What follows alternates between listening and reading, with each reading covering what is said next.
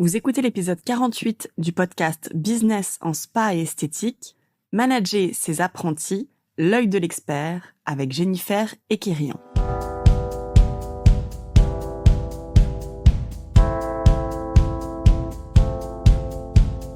Bonjour et bienvenue.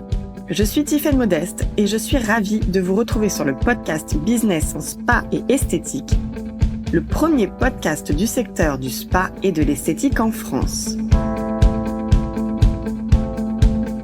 À chaque épisode, je vous propose de découvrir les meilleures astuces que j'ai mises en place au cours de ma carrière et qui m'ont permis d'atteindre le 1 million d'euros de chiffre d'affaires dans mon spa, les outils que je partage avec nos clientes et leurs histoires de réussite, et les témoignages des grands acteurs de notre secteur.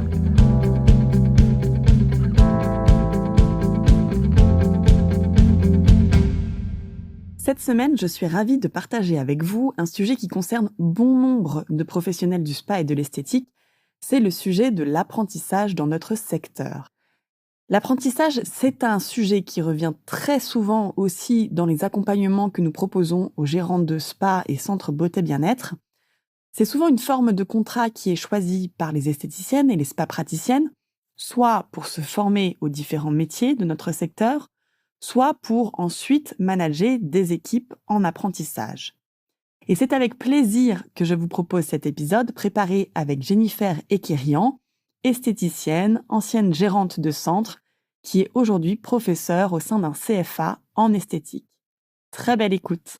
Bonjour Jennifer, bienvenue dans le podcast. Je suis ravie de te recevoir pour parler de ce sujet qui concerne bon nombre de managers dans notre secteur spa esthétique, à savoir le management des esthéticiennes ou spa praticiennes en contrat d'apprentissage. Alors, dans notre secteur, tu es déjà très connue puisque tu as remporté en 2019 le concours esthéticienne de demain.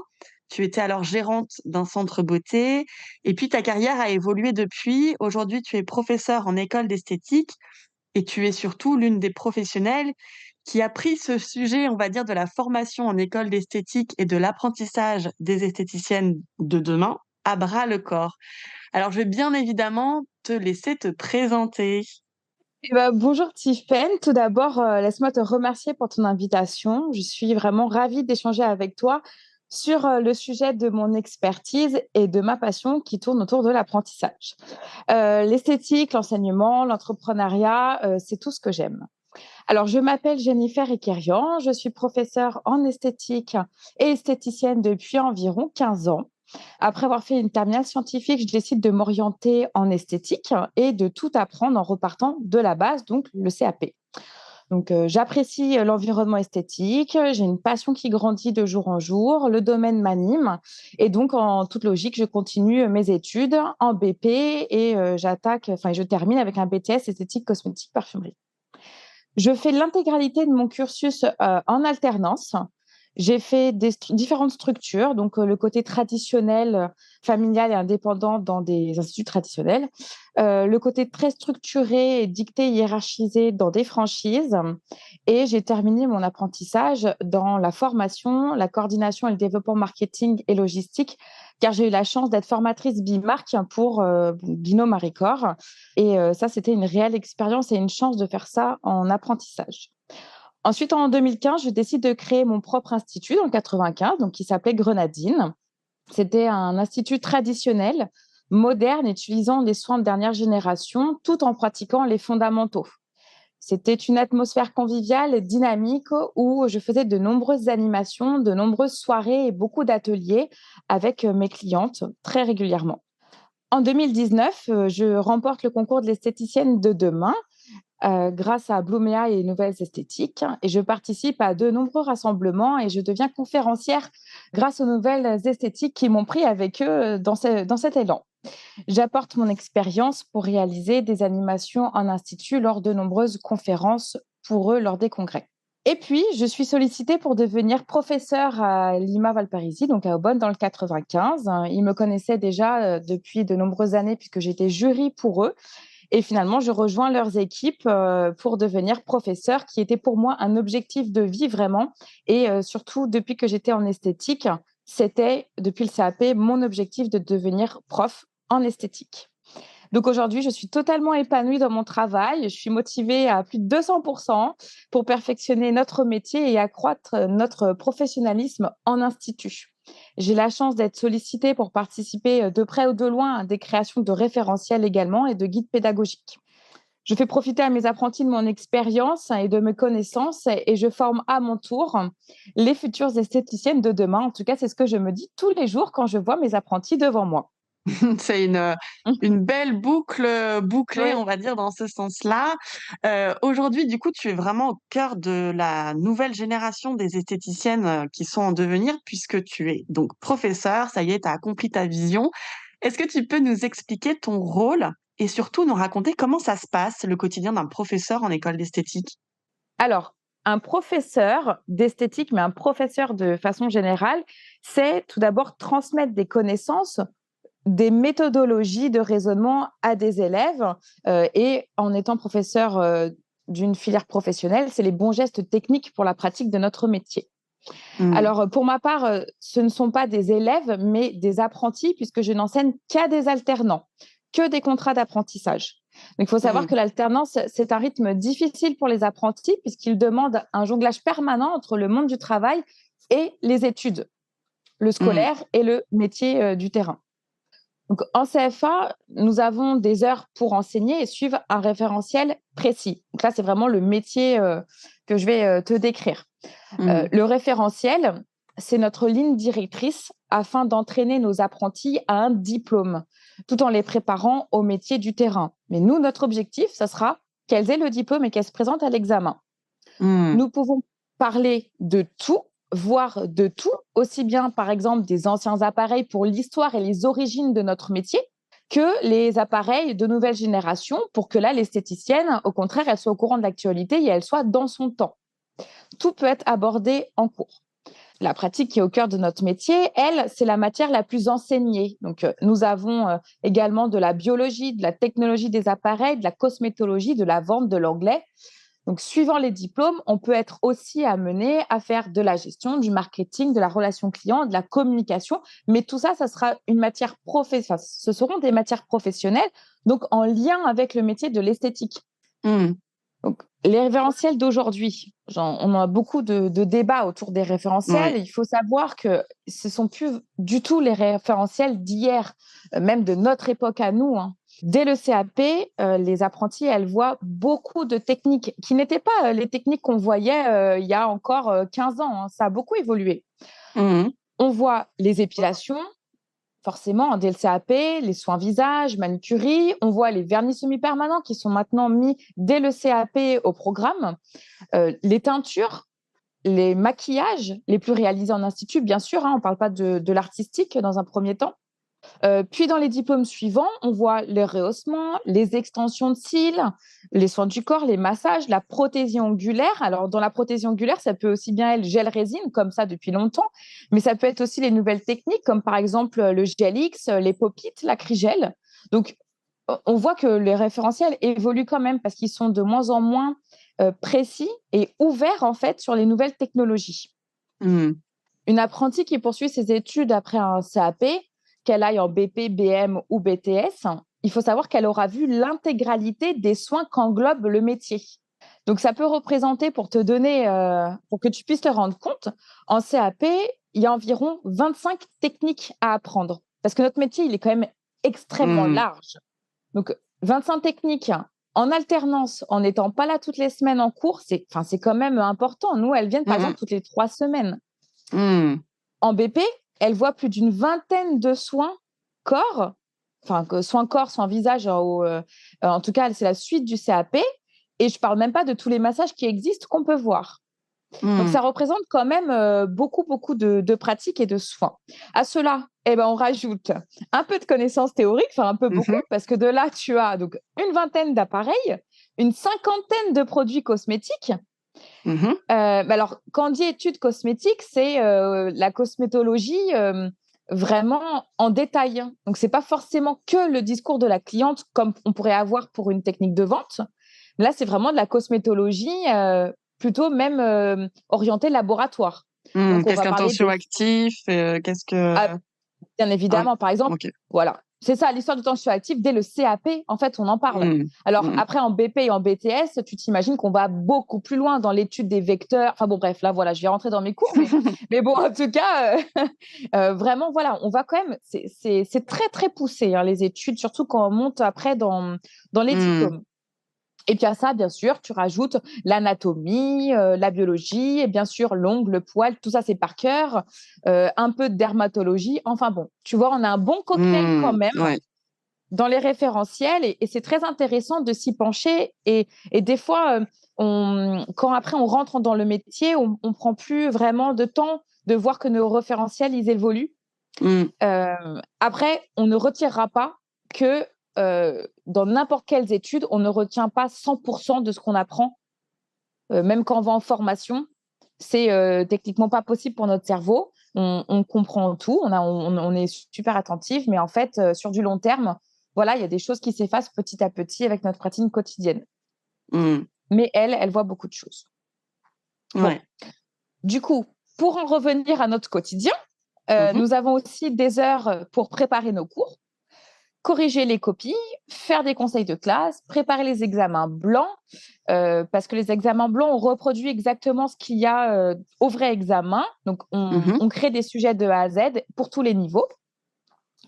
Et puis, en fin d'année, on est beaucoup sollicité pour être convoqué, pour être jury d'examen, celui-ci le vrai, pour corriger les copies, pour être jury de pratique, etc. À ça, en tant que professeur professionnel en centre de formation pour les apprentis, on rajoute la relation avec l'entreprise et la relation avec le maître d'apprentissage. Et donc, ça, c'est point à discussion. Une apprentie, elle doit apprendre grâce à l'entreprise et grâce à son maître d'apprentissage. Alors, je ne sais pas si tout le monde sait vraiment ce qu'est un maître d'apprentissage. Mais en fait, le maître d'apprentissage, il est très, très important dans l'alternance parce que c'est le maître d'apprentissage, c'est un peu comme une marraine et c'est le maître d'apprentissage qui va suivre l'alternant en fait dans l'entreprise. Et sans l'aide du maître d'apprentissage, le diplôme, il peut vraiment être difficile pour l'apprenti. Et le maître d'apprentissage, il doit apporter le côté terrain, relation clientèle, monde du travail, que nous, on peut en parler, mais on ne pourra pas le pratiquer. Et le MA, donc le maître d'apprentissage, il doit faire pratiquer régulièrement les soins que nous, on aborde en cours, parce qu'on ne peut pas faire 10 séances sur le soin visage. Ce n'est pas possible, on n'a pas le temps. Et donc, c'est à l'entreprise après de prendre le relais une fois que nous, on a vu les bases. C'est pour cela qu'en fait, il y a une vraie correspondance entre nous et l'entreprise. On a des livrets spécifiques où dessus, il y a notre progression. Par exemple, les entreprises, elles demandent tout de suite que les apprentis, elles soient opérationnelles en épilation. Donc, nous, on va commencer notre programme par les épilations.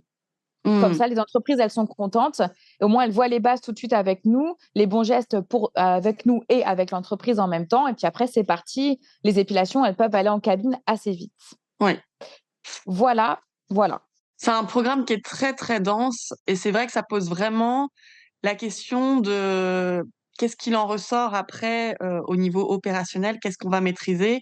Et j'ai l'impression, par rapport à ce que tu viens de partager avec nous, c'est que tout dépend aussi beaucoup du maître d'apprentissage qui va vraiment pouvoir suivre et encadrer la professionnelle en devenir. J'entends souvent des gérantes qui déplorent un peu l'attitude de la nouvelle génération d'esthéticiennes, ou en tout cas, elles ont du mal à comprendre ce qui motive cette nouvelle génération d'esthéticiennes à faire carrière dans notre secteur. Quel est, toi, ton regard par rapport à cette nouvelle génération que tu côtoies du coup tous les jours? Alors, la nouvelle génération, elle n'a pas les mêmes envies par rapport au métier de l'esthétique, au métier avec un S, que notre génération à nous d'avant. Alors, cette génération, elle va penser à son confort, à sa vie de famille. On a un avant-Covid, un après-Covid, où le psychologique des apprenants n'est plus le même. Et donc, les envies sont recentrées un petit peu sur soi, son confort et sa vie personnelle aussi.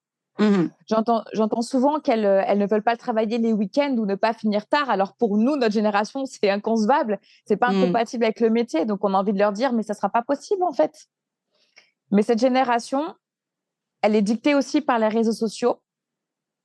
Ils ont pour impact de favoriser l'entrepreneuriat. Et du coup, cette nouvelle génération, elle peut des fois trouver des solutions pour ne pas travailler si tard, ne pas travailler le week-end. En fait, en ouvrant des auto-entreprises, elles arrivent en fait à se faire leurs propres horaires. Et il y en a beaucoup plus qu'avant des auto-entreprises. Et comme ça, elles font leur choix de s'installer à leur compte. Elles gèrent leurs horaires, leur planning, leurs contraintes et leurs avantages. Alors, je dis elles par habitude, hein, mais maintenant, il y a de plus en plus d'hommes, c'est vrai, qui viennent. Ceux-ci s'arrêtent souvent au CAP dans la plupart du temps. Des fois, ils se dirigent vers des écoles de maquillage. Voilà. Mais j'ai un défaut, je dis elles, c'est mes choupettes. Mais bon, il y a aussi ils de temps en temps. Il faut le préciser. Donc, elles sont beaucoup plus attirées par l'aspect financier aussi. Si on ne gagne pas d'argent, pour elles, c'est pas la peine en fait. Et ça, c'est un discours qu'on n'avait pas vraiment avant. Sur ce point, elles ont peut-être raison parce que nous, c'était pas dans nos arguments premiers. Alors qu'en fait, une gérante, elle devrait dire qu'elle ouvre un institut parce que elle aime bien évidemment son métier, mais aussi parce qu'elle veut gagner sa vie. Et ça, c'est dans notre métier, dans notre secteur, on a du mal à le dire.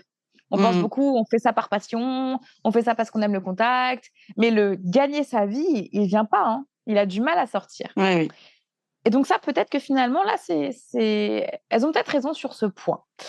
Parce que être gérante, c'est pas le même métier qu'être esthéticienne finalement. Donc voilà, ça, c'est aussi un des points qui diffèrent vis-à-vis de notre génération. Et après, au niveau du comportement, c'est une génération compliquée. Mais je pense que nos parents, nos grands-parents, ils disaient la même chose que nous, en fait, quand on est arrivés.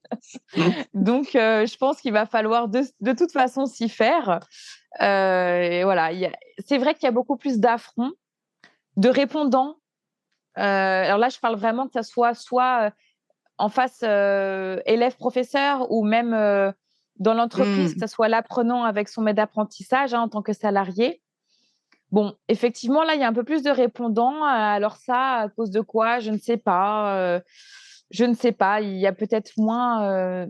C'est pas moins de rigueur parce on a la même rigueur qu'avant dans les études, mais c'est une génération qui arrive beaucoup plus à s'exprimer. Et je pense que là aussi, les réseaux, ils y sont pour quelque chose, hein. C'est très facile maintenant de s'exprimer. Donc voilà, elles s'expriment. Alors je dis ça, qu'elles sont compliquées, mais cependant, elles sont vraiment quasiment toutes adorables et toutes vraiment très respectueuses. C'est rare qu'on ait des soucis importants avec des apprentis. Généralement, il y a aucun problème. Il y a aucun problème. Et puis, il faut pas oublier que quand elles rentrent en esthétique, c'est des petites chopinettes qui, des fois, ont à peine 15 ans. Donc, elles se cherchent aussi. Et ça, il faut de temps en temps se mettre un petit peu à leur place et se dire que nous aussi, à 15 ans, des fois, c'était pas toujours facile. Après, sur les 3 points que tu viens d'évoquer là par rapport à cette nouvelle génération, le fait de rechercher un autre équilibre ou enfin avoir un autre rapport de la place qu'occupe le travail dans sa vie, effectivement savoir que le métier que je choisis, c'est celui qui va me faire gagner ma vie et gagner de l'argent. Et puis le fait de pouvoir s'exprimer aussi librement et de se positionner quelque part.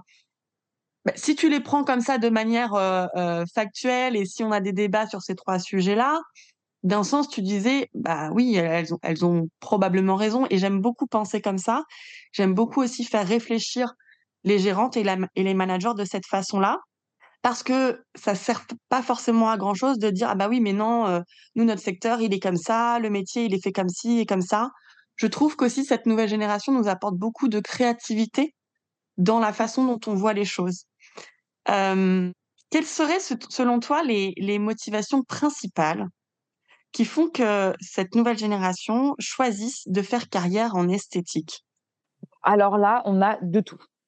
On a des filles qui viennent car elles sont passionnées, ce sont des fans d'esthétique depuis leur enfance.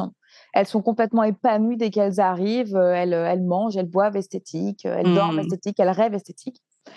On a certaines filles qui arrivent pour devenir make-up artiste. Alors ça, c'est vraiment un mot, un nom de métier qu'elles sortent de leur bouche régulièrement.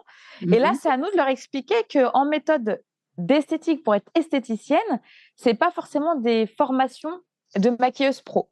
Donc là-dedans, on en a qui, du coup, finalement adorent le métier de l'esthéticienne et qui arrivent à allier leur passion du maquillage, ou il y en a après qui partent directement finalement dans le maquillage parce que c'est pas la même chose. Alors, en esthétique, on fait quand même on a beaucoup de domaines en Ouais. fait.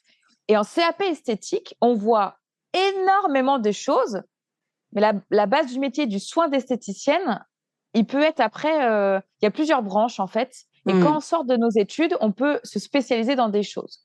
Mais alors là, c'est vraiment un autre débat aussi sur finalement, est-ce qu'il n'y a pas trop de choses dans notre branche? Ouais. Bon, là, c'est vraiment un autre sujet. J'adore débattre de tout ça, mais j'ai encore des milliards d'arguments dans ma tête sur ce sujet, mais bon, voilà.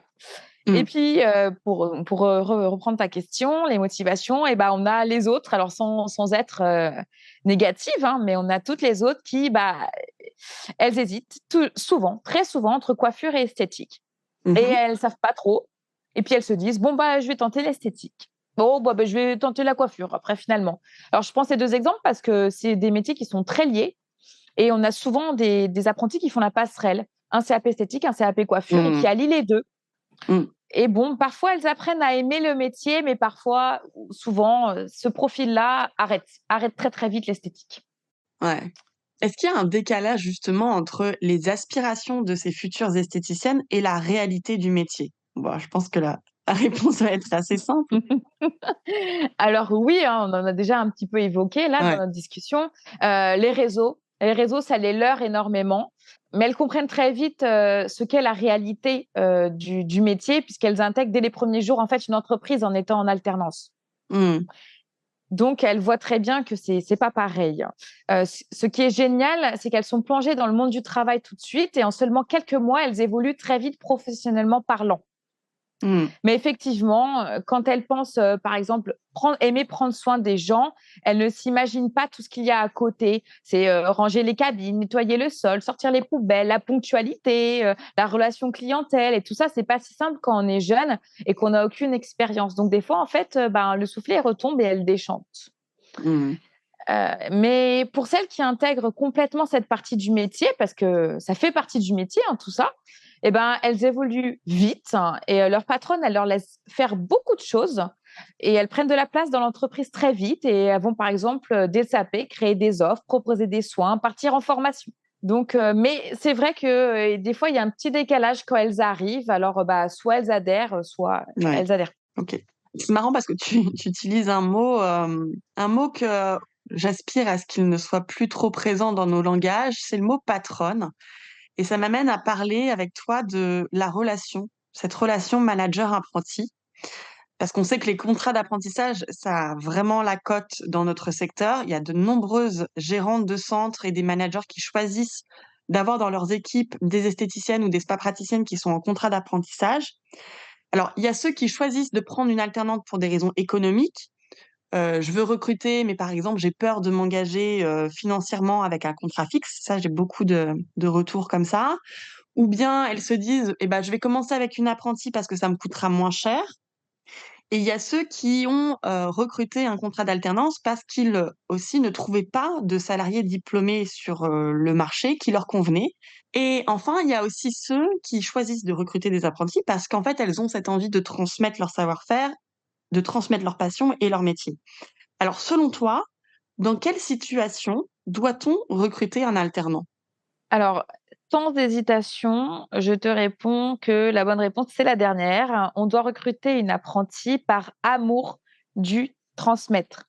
Dans l'artisanat, c'est notre ADN, le savoir transmettre. Par exemple, je vais commencer avec une apprentie car cela me coûtera moins cher. C'est une grosse erreur car à l'embauche, elle ne saura pas faire les Ouais. soins. Donc, finalement, la gérante, elle sera forcément déçue Mmh. parce que c'est pas une salariée qu'on embauche au rabais. C'est une salariée, on va lui apprendre le métier, la faire s'épanouir dans ses premiers amours, on va dire, puisqu'elle vient en esthétique parce qu'elle aime ça normalement. Et après, donc, c'est la développer et l'épanouir dans ce métier. Oui, surtout, il faut faire très attention aux diplômes qu'on choisit quand on recrute une apprentie. Chaque niveau est intéressant, mais il ne faut surtout pas confondre. Par exemple, un CAP, ça coûte pas très cher, effectivement, mais il faut beaucoup de temps pour lui apprendre le Mmh. métier. Après, par contre, l'avantage, c'est qu'elle est formée comme nous, on aime. Là, je me mets en posture de gérante, comme j'étais avant. Mhm. Bah, l'avantage, c'est que moi, je formais mes mini-mois. Voilà. Donc, j'avais entièrement confiance après dans leur technique parce que je savais que, en fait, elles reproduisaient mes gestes en soutien avec l'école qu'elle apprenait à côté. Donc, ça peut être pas mal, mais il faut du temps. Par exemple, Mm. la BP, celle qui va en brevet professionnel, alors elle est plus coûteuse, mais elle a déjà de l'expérience. Elle a déjà peut-être fait de l'alternance avant. Le BP, donc lui, c'est que en alternance. Et elle connaît les soins, visage, elle connaît l'épilation. Bon, le BP, je ne te cache pas que c'est le diplôme le plus demandé et c'est Mm. dur d'en avoir. Souvent, elles restent dans les entreprises, en fait, où elles ont fait leur Ouais, mais- CAP. Mm. Ouais, elles sont très recherchées. Et par exemple, les BTS ou les BM, mais bon, surtout les BTS, parce que le BM, c'est un petit peu moins connu, on va dire, dans notre branche. Et d'ailleurs, c'est très, très dommage, mais on le développe de plus en plus. Le BTS, il est beaucoup plus complexe parce qu'on peut intégrer un BTS, tu sais, directement une fois qu'on a un bac, en fait. Mais ça peut être un bac de n'importe quelle branche. Et on peut Mm. intégrer après. Bon, alors ça veut dire qu'il faut les prendre après comme des débutantes, hein, ces filles-là. Ou alors, elles peuvent venir d'un CAP ou d'un BP même avant. Et donc là, elles ont déjà beaucoup d'expérience. Et Mm. là, ça peut être encore plus intéressant, mais effectivement, on les paye encore plus cher. Alors Mm. là, c'est aussi le salaire, c'est tout un sujet, hein. Il y a beaucoup d'aides. En gros, il n'y a pas de charge. Je crois qu'il y a 0,8% de charge. Il y a quasiment rien, hein. Et il y a des aides. Donc, une apprentie, elle coûte effectivement pas très cher, mais ça ne Ouais. doit pas être la raison principale. Mm. Alors, de quelle façon, justement, une gérante manager peut-elle accompagner le développement de son apprenti? Bah, alors là, on rebondit, hein, sur le sujet de tout à l'heure, donc le maître d'apprentissage. Enfin, on rebondit pas sur le sujet, mais on rebondit sur le mot et les devoirs du maître d'apprentissage qui est indispensable. C'est le maître d'apprentissage, c'est pas forcément le gérant. C'est Mm. vraiment celui qui sera là au quotidien, dans le soutien, dans l'entreprise, dans la façon d'apprendre et qui suivra l'apprenti. Donc, la maître d'apprentissage, elle doit apprendre les soins, elle doit la perfectionner, elle doit lui apprendre la réalité du terrain, ce que nous, on ne peut pas voir au CFA, même si généralement, tous les professeurs sont des anciennes salariées qui ont de l'expérience. Mm. Euh, la maître d'apprentissage, elle doit réaliser les soins qui sont vus en cours pour que l'apprenti s'exerce et prenne de l'aisance au quotidien. C'est un peu comme une marraine. C'est vers Mm. elle qu'on va se tourner si on a des doutes, des interrogations. C'est elle qui va surveiller de loin la pratique de l'apprenti, voilà, qui vraiment va la suivre dans l'entreprise. Pour l'accompagnement, bah, c'est de la patience. C'est accepter qu'une apprentie, elle ne peut pas savoir tout faire tout de suite parce qu'elle est en apprentissage, comme son nom l'indique. Comme nous, quand on apprend des nouvelles techniques, qu'on soit confirmé ou pas dans l'esthétique, on a besoin du temps entre l'apprendre, cette technique, et savoir la maîtriser après dans nos instituts. Et ben là, c'est la même chose. Et après, c'est aussi beaucoup de bienveillance. Surtout, il ne faut pas lui faire que du ménage. Il faut la faire participer à la vie dans l'entreprise parce que bah, c'est ça aussi le contrat qui lie, hein, entre le CFA, l'alternante et le maître d'apprentissage. Il y a un réel contrat, il y a un réel lien. Et de toute façon, si elle ne fait pas de soins, l'apprentie, elle nous le dira et on verra qu'elle ne progresse pas en cours. Mm. L'apprentie, elle aime pratiquer avant tout, hein. C'est pour ça qu'elle vient en apprentissage. Donc, il faut qu'elle se sente impliquée dans l'entreprise. Et encore une fois, c'est comme nous, quand on intègre une entreprise, quel que soit le domaine, eh ben, on aime qu'on soit épaulé et qu'on soit pris comme si on était là depuis de nombreuses années. Et c'est ça qui les fera sentir à leur place et elles seront de plus en plus motivées une fois qu'elles sentiront que c'est comme chez elles, en fait. Et puis après, ben, faut pas hésiter, hein, à le dire à ses clientes que ce sont des apprentis, il faut pas le cacher, parce que les apprentis, les clientes, en fait, elles ont beaucoup d'empathie envers les petites apprentis, surtout quand elles débutent. Il faut pas hésiter aussi à faire des offres de prestations pour qu'elles se perfectionnent. Et comme ça, on peut les accompagner en cabine. On peut contrôler leurs prestations, par exemple les épilations. Et ben, on les laisse faire leurs épilations une fois qu'elles savent faire le bon geste. Et puis l'apprentie, elle peut nous appeler en fin de soins. Et nous, on vient checker s'il y a effectivement plus du tout de poils. Ça rassure tout le monde. Nous, on peut Mmh. checker que la prestation, elle est bien faite et que la cliente, elle a payé effectivement pour une prestation qui est bien réalisée. La cliente, elle voit que nous, on suit bien les apprentis. Enfin, nous, là, encore une fois, je me mets dans la posture de la gérante, qu'on suit bien nos apprentis. En fait, tout le monde est content et ça met en avant une qualité de travail et un suivi professionnel de nos apprentis. Mmh. Alors après, moi, ma recommandation que j'apporte souvent, aux clientes que nous accompagnons, les gérantes et les managers, c'est que si effectivement, on a ce degré d'implication de l'apprenti vis-à-vis de la clientèle, il faut quand même plutôt faire attention à ce que ce soit une clientèle qui soit, fidèle à l'institut, où on ait vraiment une relation, un peu, privilégiée avec des clientes existantes et éviter dans la mesure du possible de faire cette mise en situation, d'apprentissage avec de nouvelles clientes. Mais bon, ça, c'est vraiment le petit bémol, nous, qu'on va affiner Oui. après, dans les conseils qu'on propose. Oui, oui, et puis on peut demander, hein, tout simplement aussi à la cliente si, elle veut être épilée, par une apprentie. Après ça fait partie de nos métiers, hein, de nos ADN donc bah, pour apprendre le métier, il faut y aller de toute façon. Mmh, absolument. Alors selon toi, Jennifer, qu'est-ce que peut faire une, gérante manager pour motiver son apprenti? Est-ce qu'on peut, par exemple, proposer des primes sur objectif? Est-ce qu'il faut faire participer ses apprentis aux formations qui sont proposées au reste de l'équipe? Qu'est-ce qu'on peut faire? Eh ben, en fait, une apprentie, c'est une salariée à part entière, mais qui en même temps est en formation pour passer un diplôme. Donc, il faut complètement l'intégrer aux équipes et lui proposer la même chose. Après, cela peut être différents objectifs, différents challenges ou parfois de simples propositions. Mais le but est de la faire progresser, de la faire s'investir au même titre qu'une salariée à temps plein qu'on embaucherait donc pourquoi elle n'aurait pas le droit aux mêmes formations, puisqu'elle est salariée en fait. Mmh. Elle a dans la même idée, elle a des congés payés, elle a des primes, elle peut accéder aux formations, enfin, elle a les mêmes droits qu'une salariée. Elle a ses 5 semaines par an et cetera. Donc Mmh. si on ne la considère pas comme une vraie salariée, pourquoi elle se considérerait faire partie de l'équipe? Mmh. Bah, elle sera moins investie, elle sera moins appliquée, donc voilà. Parfois, les apprentis, elles sont beaucoup plus motivées que les esthéticiennes en CDI, hein, parce qu'elles sont neuves dans le métier, en fait. Mmh. Donc il faut pas les négliger parce qu'elles y vont à fond et voilà, il faut pas que ça retombe derrière. Donc toujours les garder vraiment comme des salariés parce que de toute façon, j'aime pas dire comme des salariés parce qu'en fait, ce sont des salariés. Donc il y a pas de discussion sur ça, c'est comme les autres. C'est juste que, bah, elle n'est pas là de temps en temps Mmh. pour se perfectionner, en fait, à l'école et décrocher un diplôme. Ouais. Puis, bah, souvent, elles restent des années dans l'entreprise et elles la connaissent par cœur, hein, leur Mmh. entreprise. Et les clientes, elles les apprécient, elles sont attachées à elles et ce qui se passe souvent même, et ben, ce sont nos jeunes, diplômés qui Mmh. rachètent les entreprises de nos gérants qui mettent en vente leur boîte et ça se voit très régulièrement dans le métier. Ouais. J'ai des tas d'exemples de clientes dont Mmh. c'était le cas justement. Elles étaient apprenties dans leur centre et elles ont racheté, le centre dans Ouais. lequel elles travaillaient en apprentissage. J'ai aussi d'autres, managers, gérantes, qu'on accompagne et qui, voilà, qui ont construit toutes leurs équipes en fait. Je crois que c'est vraiment un profil de gérante, on en parlait au début, celles Mmh. qui choisissent l'apprentissage parce qu'elles ont, la motivation de transmettre. Et ces gérantes-là, bien souvent, elles arrivent à se construire des équipes d'esthéticiennes qui vont rester en CDI, qui vont faire carrière dans leur centre pendant plusieurs années et qui, à la base, avaient intégré l'entreprise sous contrat d'apprentissage. Souvent, les gérantes qui étaient en apprentissage, elles ont vraiment pour vocation de reproduire ce schéma.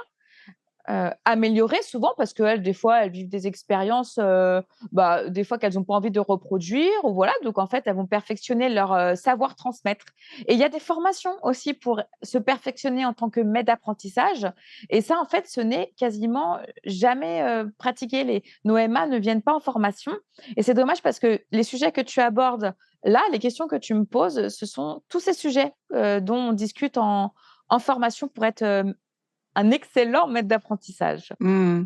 Et puis, d'un autre côté, il y a aussi, en fait, les retours que partagent avec nous les managers d'apprentis, en fait, ils sont assez contrastés. C'est vrai aussi, de toute façon, pour n'importe quel contrat. Il y a d'un côté les managers qui ont trouvé de vrais potentiels en or parmi leurs apprentis et puis de l'autre, celles qui sont déçues de la façon dont se comporte leur apprenti. Et j'entends des retours comme quoi: «Ah mais mon apprentie, elle traîne des pieds, elle est toujours branchée à son téléphone dès qu'elle a 5 minutes, je la sens pas intéressée par ce qu'elle fait». Donc il y a aussi ces situations-là qui sont difficiles. Qu'est-ce qu'on peut faire en tant que manager si ça se passe mal avec son apprenti? Bon alors il y a plein d'étapes, qui arrivent avant le «ça se passe mal avec mon apprenti». Tout d'abord, le recrutement, c'est essentiel, enfin le bon recrutement. Ça sera le thème, de ma conférence aux Nouvelles Esthétiques, hein. C'est essentiel.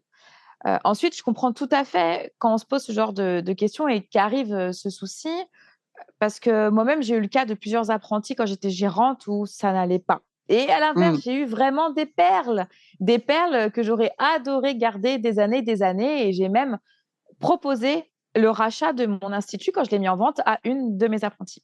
Pour l'exemple du téléphone, bah, c'est simple en fait, hein, ça, il reste dans le casier, on s'en sert pas, si elle ne respecte pas après, les conditions, enfin et la charte de l'entreprise, bah, là, c'est à l'employeur de sanctionner. Parce que, encore une fois, je rappelle, c'est une salariée. Voilà, le Mmh. téléphone, on l'a pas avec soi quand on pratique, on l'a pas en fait, hein, pendant qu'on fait un son visage, j'ai pas besoin d'avoir son téléphone et au même titre que, à l'école, je peux vous dire qu'en cours de pratique, on se bat contre les téléphones et quand on arrive à mener le combat, il y a pas de téléphone. Donc voilà, bon ça Mmh. c'est des choses après à instaurer dans son entreprise pour justement éviter que ça prenne trop d'ampleur. Bah, et après, ton exemple, si l'apprentie elle traîne des pieds, qu'elle est pas motivée, bon bah, communication dans un Mmh mh. premier temps, pourquoi ça ne va pas? Pourquoi pas contacter le CFA, les enseignants, les profs de pratique, souvent on est au courant de beaucoup de choses, un peu plus que ce qu'elles, disent des fois donc sur des papiers, hein, quand au début on remplit, beaucoup de papiers, quand on arrive Mmh. pour faire les contrats, la situation familiale complexe, des fois c'est un petit malentendu tout simple avec l'employeur. Et ouais, après, des fois, elles cachent aussi des choses parce qu'elles sont trop timides ou pas à l'aise pour en parler avec, leur gérante ou leur maître d'apprentissage. Donc c'est Mmh. bien de prendre contact avec le CFA parce que des fois, ça peut débloquer beaucoup de situations. Quand nous, on réalise des visites d'entreprise, parce qu'on y va souvent, on va visiter en fait, quand on est prof principal d'une classe, on va visiter les entreprises.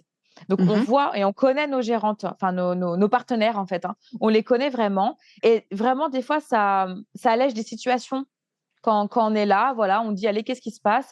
Et puis, on papote, on essaye de régler, des malaises des fois, tout simplement. Donc la discussion, la communication, c'est très important. Si vraiment ça va pas après, il y a des médiateurs de l'apprentissage, hein, ça existe, hein, et voilà, c'est là pour trouver d'autres solutions que nous, on n'aurait pas pu trouver. Alors là, ça peut être aussi des fois, hein, plus, zoomer sur le contrat en lui-même, hein, les horaires, bon, voilà, il y a des médiateurs qui sont là pour ça et puis vraiment, si jamais ça va pas, bah, des fois, c'est une incompatibilité de caractère, hein, ça se peut. Des fois, on a Mmh. le coup de cœur, mais des fois, il se confirme pas, et ben, ça correspond pas au profil qu'on souhaite ou le profil qu'on a eu lors de l'entretien. Bon, bah, comme tout salarié, on peut arrêter le contrat. Voilà, au bout d'un moment et pour ça, il y a 45 jours d'entreprise. 45 jours d'entreprise, ça correspond à la période d'essai qu'a l'entreprise pour voir si, Mmh. son alternant lui convient, mais aussi pour savoir si l'entreprise, ça lui convient également. C'est dans les 2 sens. Oui. Parce qu'il faut pas oublier que, il faut toujours, garder en tête de réaliser les soins qu'on voit pour le diplôme. Donc peut-être que là, c'est l'apprenti lui-même qui dira: «Ah bah, finalement non, j'étais démotivé, je traînais des pieds parce qu'en fait c'est pas à cause de vous, madame, hein, mais c'est parce que l'entreprise en fait elle ne me convient pas. Ce n'est pas ce que j'aime. Là ici, je fais que de la prothésie ongulaire alors que moi je veux faire du soin visage», par exemple. Mmh. Voilà. Mmh mh. OK. J'aimerais qu'on aborde avec toi une dernière, partie parce qu'on pourrait, parler pendant des heures et des heures Oui. sur ce sujet. On parlait de motivation tout à l'heure et avant toute chose, quand on parle de motivation, ça nécessite de comprendre la vision personnelle de ses salariés. Quelle est notre vision en tant que professionnel ou futur professionnel? Et ça, c'est une question essentielle que chacun doit se poser. Le problème, c'est qu'il est pas forcément évident de trouver la réponse, surtout quand on se pose pas la question aussi, clairement. Et je sais que beaucoup de managers me partagent que leurs apprentis ne savent pas vraiment quoi faire d'ici 2, 5 ou 10 ans. Alors comment est-ce qu'une gérante manager est-ce qu'elle peut aider à y voir plus clair en termes de plan de carrière pour ses apprentis? Bah, là, je vais être un peu directe, mais je pense qu'il ne faut pas trop prévoir trop tôt de plan de carrière justement pour ces apprentis. Tout simplement parce que, leurs contrats, ils sont limités dans le temps. C'est des CDD de 1, de 2 ou de 3 ans suivant les diplômes et qu'en fait, ça fait partie, du jeu. L'apprentie, elle peut changer d'avis finalement et changer de plan de carrière elle-même, au bout de 1, de 2 ou 3 ans. Il faut qu'elle soit toujours motivée et sûre à 10 000 et ça, en fait, ça peut changer. Elles sont jeunes, comme on le disait tout à l'heure. Des fois, elles ont 15 ans, elles terminent leur premier diplôme, elles en ont à peine 17 et elles peuvent tout arrêter du jour au lendemain et elles en ont le droit, en fait. Hein, de la veille, du contrat, on peut se dire: «On prolonge». On repart sur 2 ans en BP, par exemple et puis finalement, bah, elle arrive le lendemain: «Bah, non, stop, j'arrête tout». Donc Mmh. c'est difficile de se projeter, mais tout ça, ça fait partie du dialogue qu'il doit y avoir pendant 1, 2 Mmh. ou 3 ans dans l'entreprise et savoir, en fait, si elle est motivée à poursuivre ses études et là, le rôle de l'école aussi, il est essentiel parce qu'il faut avoir un bon discours pour les montées en filière. Voilà, Mmh. savoir, sur quel diplôme elle va continuer ou si elle ne continue pas sur notre diplôme, elle peut aussi être embauchée, hein, en tant que salariée dans l'entreprise. Mais c'est vrai que c'est un sacré sujet, mais je pense que tout vient de la communication qu'on a avec ce salarié et du profil qu'on a avec son apprenti, hein, le profil de Mmh. l'apprenti. Ouais, je suis d'accord. Et qu'est-ce qui fait aujourd'hui que, au sein des écoles, qu'est-ce qui est fait pour, aider ces jeunes à dessiner leur plan de carrière dans notre secteur? Bah, dans les écoles et dans les CFA, on parle quotidiennement du après. Mmh. Ça fait partie de notre discours, que ça soit entre nous ou dans la construction des dossiers, par exemple, pour certaines épreuves, hein, parce qu'elles doivent savoir se projeter également pour, par exemple, se mettre à la place d'une gérante, d'une chef d'entreprise. Donc forcément, si ça fait partie de ses projets à l'apprenti, bah, on va en parler quotidiennement et elle-même va se projeter, hein, dans les soins qu'elle étudiera soit en cours, soit qu'elle fera à l'entreprise. On a aussi de nombreux intervenants extérieurs qui viennent les préparer à la sortie du scolaire, si jamais elles arrêtent leurs études, Mmh. pour entrer dans la vie active. On a, des contacts avec les chambres des métiers, on a des contacts avec les banques, donc les banques font des interventions. On a beaucoup de marques aussi qui sont partenaires avec nous et qui viennent, pour parler aussi bien de l'avenir en tant que futurs partenaires si elles deviennent des gérantes d'entreprise, par exemple, Mmh. peut-être de futures formatrices aussi. Donc vraiment, on en parle quotidiennement. Pour celles qui souhaitent continuer leurs études, bah là, c'est nous, hein, à faire, des bonnes explications pour les montées en filière, que ça soit dans notre propre CFA, enfin dans le mien par exemple, ou alors dans des écoles privées ou des écoles spécialisées ou, des formations courtes à distance par exemple. Mais vraiment, on leur explique toutes les possibilités. Par exemple, l'exemple de tout à l'heure, la make-up artiste, bah voilà, on lui dit: «Maintenant tu as fait ton CAP, qu'est-ce que tu décides? Est-ce que tu poursuis tes études en tant qu'esthéticienne ou est-ce que tu pars, par exemple dans du privé, faire une école de maquillage?» Mais on en parle, quotidiennement et il y a plein d'intervenants extérieurs qui sont là pour les soutenir et les aider dans leur choix. Mmh. Quel serait du coup le conseil que toi, tu donnerais à un jeune ou à une jeune qui voudrait faire carrière en esthétique aujourd'hui? Alors, si c'est avant de rentrer en esthétique, donc elle n'est pas encore dans les études, le conseil, c'est de venir nous voir lors des journées portes ouvertes ou des soirées portes ouvertes et que on prenne le temps de leur expliquer et elles, qu'elles se questionnent sur ce qu'est vraiment le métier quand on rentre faire un CAP d'esthétique. Voilà, pour, ne Mmh. pas avoir en fait de fausses routes. Encore une fois, elles sont jeunes, elles peuvent avoir des fois des a priori sur un métier qui ne sera pas celui-ci. Donc et le choix de l'alternance aussi, hein. Le choix de l'alternance, il est très compliqué. Est-ce qu'elles viennent en apprentissage ou est-ce qu'elles vont, sur un CAP en continu? Où là, il n'y a pas le lien avec l'entreprise? Quels sont les Mmh. bénéfices et les avantages qu'elles peuvent en tirer? Voilà, ne pas venir en esthétique parce que je n'ai rien trouvé d'autre. Ça, c'est, avant de venir chez nous, s'il vous plaît. Voilà, il faut vraiment, que nos esthéticiennes, elles viennent par choix. Après que ça ne leur pèse pas une fois qu'elles sont là, ça, c'est autre chose. Mmh. Hem, voilà, qu'elles aient une réelle appétence, en fait, pour les soins. Mais ça, c'est le discours quand elles viennent nous voir. Il faut qu'on les renseigne bien. Et Mmh. après, mon conseil quand elles sont en alternance, c'est quand elles sortent de ce système scolaire-là, une fois qu'elles ont, acquis tous leurs diplômes, c'est de faire sa propre expérience. Pour moi, il y a rien de mieux que d'aller travailler dans diverses structures, à un moment aller dans des marques, à un moment Mmh. aller dans une franchise, à un moment aller dans un spa, à un moment aller vers une formation, plus on fait de structures différentes, plus on acquiert de l'expérience et des connaissances dans plein de domaines. Et après, là, une fois qu'elles ont toutes les clés en main et qu'elles voient tous nos métiers de l'esthétique, parce qu'il n'y a pas que esthéticienne dans le métier de l'esthétique, et ben là, en fait, après, elles ont toutes les clés en main pour savoir si elles peuvent se lancer à leur compte ou si finalement elles ont envie de juste être esthéticienne salariée et de monter en compétences en tant qu'esthéticienne. Mmh. Voilà, moi le se lancer directement à son compte derrière, alors c'est très bien et je soutiens celles qui le font, mais c'est très difficile parce que des fois, on est jeune, aussi bien en termes d'expérience qu'en termes d'âge. Mmh. Ça peut être compliqué vis-à-vis des salariés qu'on embauche, vis-à-vis des clientes qu'on reçoit, voilà. Ça ne veut pas Mmh. dire qu'elles sont pas, bien, pas du tout. Elles peuvent maîtriser à fond leur sujet, mais voilà, pour moi, l'expérience terrain dans diverses structures, c'est vraiment le conseil principal que je peux donner à nos sorties, d'alternance. Ouais, je suis d'accord avec toi que ça apporte aussi des visions un peu différentes de notre secteur, du marché. Ça apprend un peu le langage de l'entreprise en fonction de sa taille et que c'est vrai que si on a l'opportunité d'être gérante en sortie d'alternance et que c'est très clair pour nous dans notre vision, c'est génial. Mais si on a aussi la possibilité de construire sa carrière et d'expérimenter différents formats d'entreprise, différentes visions d'entreprise, ça apporte aussi une richesse, personnelle qui est très, très intéressante. Je suis d'accord avec toi là-dessus. Alors quel serait le conseil à retenir pour maintenant, un gérant, manager qui veut créer le succès de son apprenti? Pour le succès de son apprenti, je conseille de complètement l'intégrer à ses équipes et essayer de la mettre en avant le plus possible. Voilà. Elle sera plus motivée, plus investie, elle pensera que c'est même son entreprise. Voilà. L'intégrer à 10 000%, la suivre, l'épauler, la conseiller, voilà.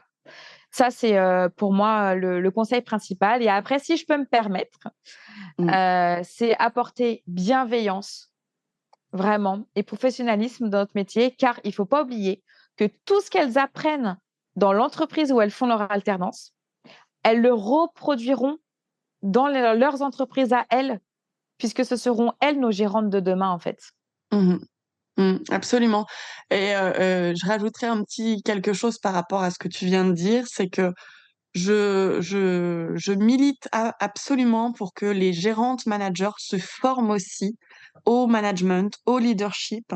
Là, on parle spécifiquement de l'accompagnement des apprentis en entreprise, mais il y a un véritable enjeu dans notre secteur, comme plein d'autres sujets, c'est qu'on n'a pas appris à être un manager, on n'a pas appris à être un leader.